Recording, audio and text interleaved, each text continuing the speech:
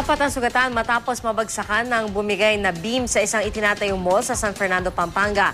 Nakatakda naman magsumite ng report ang general contractor ng gusali sa Department of Labor and Employment para mapag-aralan ang working conditions sa construction site. Balita hatid ni Cedric Castillo.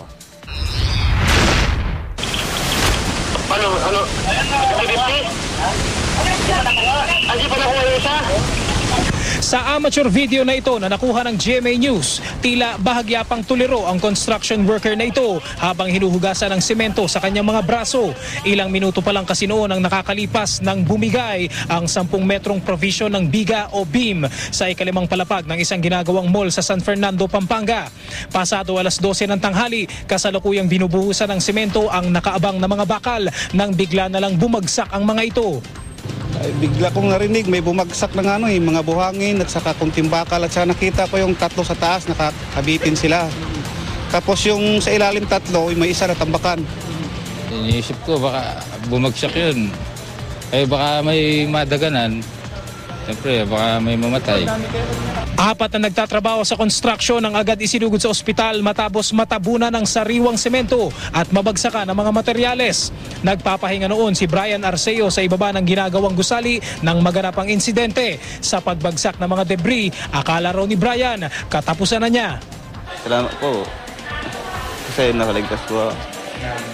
Naligtas po ako. May karagdagang buhay pa. Kaya sana ingat na lang. Tatlo sa mga isinugod sa ospital ang nakalabas na rin ngayong hapon habang inoobserbahan pa ang isa dahil sa nabali nitong tadyang. Nagpapatag po kami sa taas ng semento. Nung pag bigla na lang lumagotok yung namin, slab. Yun ang pag-uho, tinabayan na ng guho. Sa statement na inilabas ng mall, tinawag nitong isolated case ang pangyayari. Tiniyak ng kumpanya na prioridad daw nito ang kaligtasan ng mga nagtatrabaho sa construction. Bandang alas 5 ng hapon, pinatakpan na ang pinsala sa gilid ng gusali. Base po siya doon po sa unforeseen vibration po arising po ng stationary concrete po. So, hindi po natin nakikita yung konkreta na umakyat po sa taas. Kung nag-vibrate po siya, kaya it is an aksidente po siya na hindi po kagustuhan ng contractor po at ng SM din po.